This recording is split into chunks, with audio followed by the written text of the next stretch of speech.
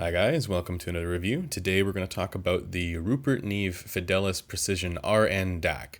This is a flagship endgame top-of-the-line DAC amp combo that, if you guys watched my previous video, you know that I was very impressed with my first impressions, but now we're going to go through and do the full review, so let's take a look.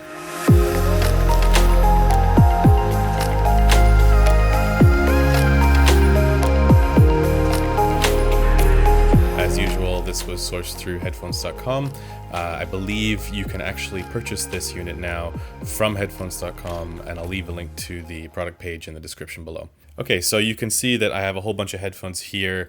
These are not all the headphones that I've used with this, but these are the more high performance ones that I'd like to highlight and talk about a little bit in this review. But before going any further into the review, I just want to mention a few things that are important to keep in mind when evaluating source gear. The first is that when you're listening to something that you know costs more money or is more high-end, you are also more likely to look for certain things and details specifically to confirm that the high-end piece of equipment is actually giving you that high-end experience. The second consideration is that when you're comparing gear, you need to make sure that the volume is reasonably close or ideally matched. Because if you have something that is at a higher volume, you're also more likely to identify details and things that you wouldn't necessarily pick up on if they were volume matched, or you wouldn't necessarily be able to identify in a blind test if they were volume matched. So in my evaluation of this, I've been specifically keeping both of those aspects in mind. I've been specifically paying attention to A, the volume, and B, ensuring that that framing effect or that bias of higher end means better is not going to be affecting my opinion of this or the way that I'm approaching this. Right away, I can say that for some of these headphones that I was using with this, those two considerations didn't matter because it was obvious enough that I think most people would be able to tell the difference. I think most people, even in a blind test, would probably be able to pick out the one that's being fed from the RN DAC and one that's being fed from a lower end or entry level piece of source gear. But that wasn't the case across the board for all headphones. But first, let's talk about build quality, design, and aesthetics. This is not like headphones where they go in your head. This is something that is actually a fairly large unit that would sit, in a living room somewhere or in a den where you would actually see it. And so for the aesthetics, I actually really like this. This makes me think of what people in the 80s thought stuff from the future would look like. So with these sort of rounded edges, and then they got this nice wood inlay that reminds me a little bit of an old-timey station wagon. To me, this kind of nails that sleek yet understated design style that I really like, which is a nice departure from some of the Chord Electronics stuff, which if you've seen that stuff, you know it looks like it's from outer space. Whereas this is a lot more reasonable looking for a living room. For the build quality as well, it feels very sturdy. My biggest question mark with build quality always for source gear comes down to whether or not the volume knob is wobbles at all, or how that actually feels. And for this one, this is the best feeling volume knob I've ever used, unsurprisingly. And whether or not the various different switches feel like they might fall off in the future. And for this, I can confidently say that that is not the case, thankfully. For the design, again, this is a DAC amp combo using a Class A topology with a transformer coupled design for the balanced outputs, and we'll talk about that. For the DAC in here, this is using the AKM AK4497. Again, that means that you have the highest possible sample rate and bit depth that you could possibly want. For me, that's not a huge deal. I listen to music that's convenient to acquire, but for those of you who are specifically looking for that, that's cool too. For me, I'm not a huge DSD user, so it doesn't really matter to me all that much, but I know there are folks out there who do use it, so it has it for that if you want. And then, of course, with this AKM 4497, the main difference between that and the 4490 from a functional perspective is that you actually get better THD and signal-to-noise ratios. It's not as good as the 4499, which came out this year, but that's the only one that's actually higher from that entire line. So it is a very high-end DAC chip in here as well. Now, moving on, I'm going to put the block diagram overlay on the screen here so you guys can see what it looks like. You have your two balanced amplifiers for the balanced out and the Pentacon. The main thing to note here in my mind is that the single-ended output is not just an afterthought tacked on. the single-ended output actually does just fine. For these outputs in particular, for the headphone outputs, you do have incredibly low output impedance. So what that means is that if you have a headphone like the Utopia or some of those other Focal headphones where there's an impedance bump at around 50 hertz, if you have a higher than 10 ohm output impedance source for those headphones, you're going to elevate the bass, and it will cause a little bit of distortion there, depending on how much it elevates the bass, of course. And generally, you don't want that unless that's what you're trying to do. So here we have, again, a minimum output impedance, so that shouldn't affect any of those headphones that are sensitive to that. You should get whatever the frequency response is of the headphone and not anything else. I know I went over this in my impressions video, but I'm going to do it again. This is where you see what the sample rate is being played back at. So we got PCM and DSD here. These are your different sources. So when you have something plugged into the back, you can actually select that. And then moving over here, you got your outputs. So this is you got your Pentacon here. You have your 4-pin XLR, and then you got your single-ended. And then you have your switches for gain. Looking at the back of the unit, we've got a power switch and power input here. Then here, this is where you have 6 different filter options. I'll throw the filter options up on the screen here. You have the default with all of them up being, I believe, a slow roll filter and a standard group delay, and you can choose whichever ones you want. But the default, the ones that the manufacturer prefers, are all up. I found when I was switching with these filters that it didn't make a huge difference, at least not at 48k hertz or anything that for most of the music I was listening to. But I did notice a little bit of difference in the consonant range on the Verite specifically when switching between the slow roll filter and some of these other ones. Then moving on, you got your USB and your optical. These are inputs for your XLR, left and right, and then you have also RCA. Here you have your RCA outs and your XLR outs as well. Now the interesting thing about the XLR outs, the balanced outputs here on the back, is that this is where the transformer coupled design comes into consideration. If you're using this as your main output, you will likely end up with a slightly warmer sound than if you were just using the RCAs or straight out of the headphone out, which is the transformerless outs. Last thing about the headphone outputs, the max power here, the peak power is 1.4 watts, so it's not the most powerful amp section when you compare it to some of that stuff from like the Cayenne IHA6 or the IFI iCan Pro, those are the ones that I was mainly comparing the amp or using it with those amps. Most headphones that come out these days are not really that power hungry. Yes, the Verite is 300 ohms, and yes, the HD820 is as well, along with planars that are low efficiency planars that require quite a bit more current. If anything, the Diana Phi is the one that requires out of here that requires the most. And so with that one, I did use it balanced actually off of the IHA6, and that was my preference for it, using this as the DAC. And so again, unless you're using one of these low efficiency planars, you probably won't need any more power than what this has to offer. Even flagship headphones these days are coming down in power requirements. Again, think of what Hi-Fi Man's doing with the HE1000 SE. Yes, I know it's not the Susvara, so if you have a Susvara, this would not be good enough. Same thing with the Abyss AB1266. You probably want a little bit more power there, and the HE6, you probably want a bit more power there too. So you would then use one of those other really ridiculously powerful amps for it with this as the DAC. But of course, that again calls into question this issue of, is it just about power requirements? And to me, this might satisfy the power requirements for most equipment. And if you compare this to other single-ended, especially single-ended amps that are, the sort of mid-level amp, they have a similar power output to this. And I think that this does quite a bit better. So let me jump into that next.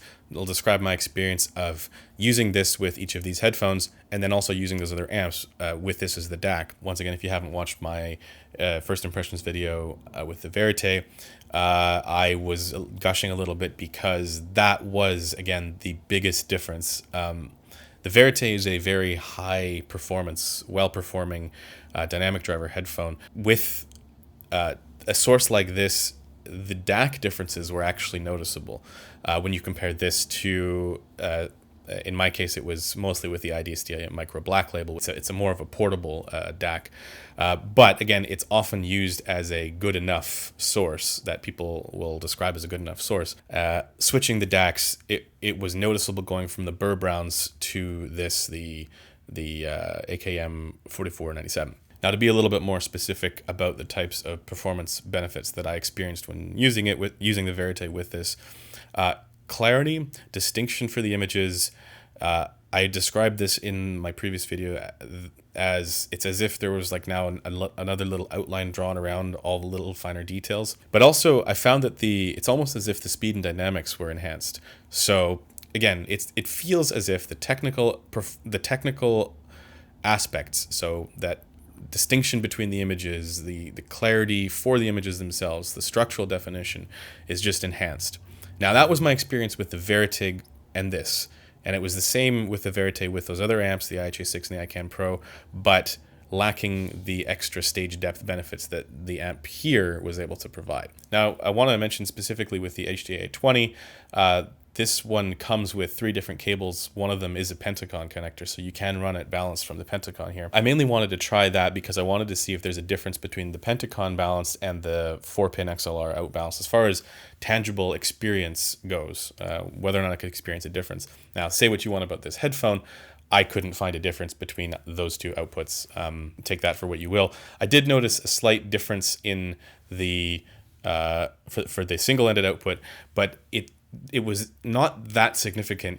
It's to the point where, again, because you then have to change where the volume sits, it's within the realm of potential placebo effect for the difference between the single-ended and the balanced. Now, comparing the HD820 4-pin balanced out of this output here and the 4-pin balanced of the IHA6, I found that similar performance benefits that I enjoyed with the Verite, but not quite as much. And then switching between either of those two amps, the IHA6 and this one, and the IFI iCan Pro, that one has a solid state but also has a tube section.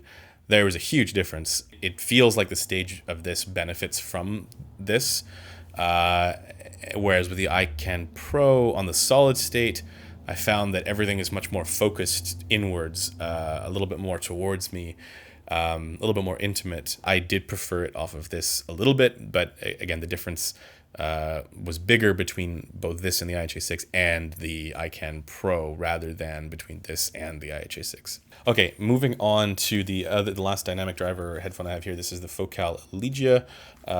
This is where I didn't actually notice that much of a difference swapping between this and even the IFI IDST Micro Black Label. When you are dealing with something like this, which is a truly flagship endgame piece of source gear, the most tangible benefits will show up in headphones that are incredibly revealing of the source that you put on it. And in my experience, the Focal Elegia is not that headphone. I think it's actually a really good headphone, and it does require a decent source, but I don't think it requires a crazy flagship source like this one.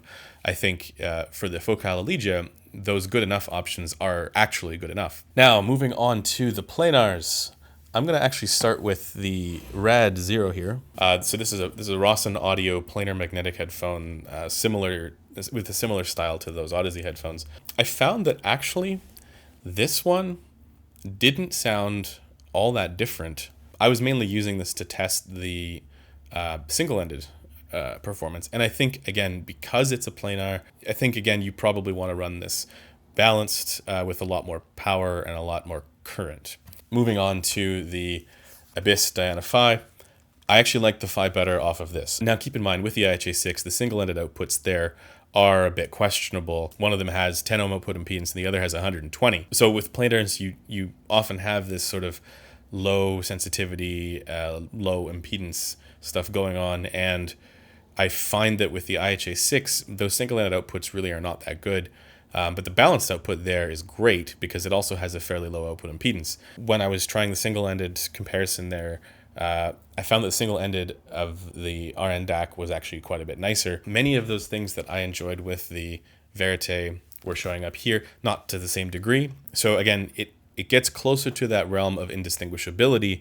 But I think, again, if you are really knowing what to pick up on and knowing what to pay attention to, you probably would be able to tell the difference with this one as well. It just wouldn't be quite as obvious. And then moving to the balance connection, the same thing.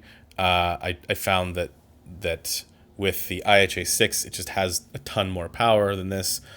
So the ideal option would be using this as the DAC and then using that as your output source for this and other low sensitivity planars. So on the whole, this has been a lot of fun to use and a lot of fun to try out, and to see the degree to which there can be a difference for high-end headphones. But there is also another prevailing wisdom here that I mentioned before, that once you reach a certain point, you don't really get much tangible benefit. And I actually think that may be true for many headphones. And moreover, it's also important to remember that the amps and DACs and sources and all this stuff, this is not the biggest difference in your chain. Your headphones are always your biggest difference, especially if you have already one of those entry-level sources. And then on top of it, it's not like something like this will fix a headphone that you don't like. It's not like this will make a headphone sound so different and so much better. It'll take it from being, terrible on an Atom to amazing on this. If you already have a number of, ridiculously high-end headphones, if you are already in that flagship realm, if you're going for broke and wanting to get that last little element of detail and technical performance, this would probably do that for you. I do also want to mention that there is a convenience factor here. With my main go-to source, the IHA6 off the IDSD Micro Black Label, that unfortunately, when you turn the volume up to a certain point, you actually do get quite a bit of noise floor with most headphones, even honestly the Verite. It also means that for highly sensitive headphones, or actually, to be honest, even just normal headphones with normal impedances like the Focal Elegia, the IHA6 does also introduce, without turning up the volume too much, it does introduce a bit of hiss. And with something like the RN DAC here, there is no noise. Like, it is completely dead silent with even these sort of higher sensitivity ones, or lower impedance ones in this case. It's quite a bit more versatile in that sense as well. And it means that you can think of this as sort of like your end game hub or centralized station for all of the different listening equipment that you might have, rather than a discrete and dedicated system specifically catered to one or two headphones. Like in the case of the IHA6, it's specifically geared towards planars and not these sort of lower impedance dynamics. It just doesn't really work at all with those. I think this is actually quite a bit more convenient than any of those other sources.